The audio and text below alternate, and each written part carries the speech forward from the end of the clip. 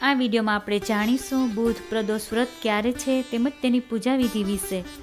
આ વ્રત ભગવાન શિવજીને સમર્પિત છે, જે ત્રયોદશી કે તેરસના દિવસે રાખવાનું હોય છે અને ત્રયોદશી મહિનામાં શુક્લ પક્ષ અને કૃષ્ણ પક્ષ એમ 2 વાર આવે છે, જેમાં વિશેષ પ્રદોષ કાળમાં ભગવાન શિવજીની પૂજા અર્ચના કરવામાં આવે છે। પ્રદોષ વ્રત શિવજીની કૃપા મેળવવા અને તેમને પ્રસન્ન કરવા માટે રખાય છે, તેમજ સંતાનોની સુખ સમૃદ્ધિ અને આર્થિક સમસ્યાઓથી મુક્ત થવા માટે બુધ પ્રદોષનું વ્રત રખાય છે।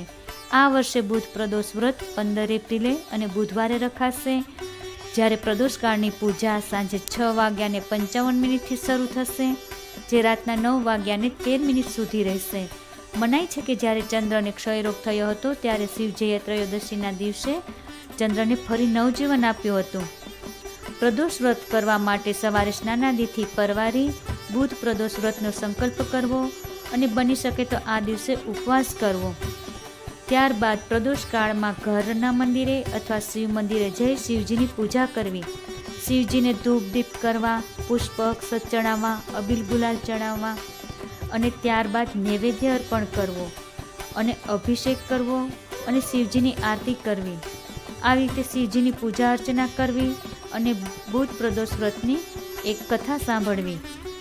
આમ શિવજીને પ્રસન્ન કરવા માટે બુધ પ્રદોષ વ્રતનું પૂજા સંપન્ન કરવી। ધન્યવાદ।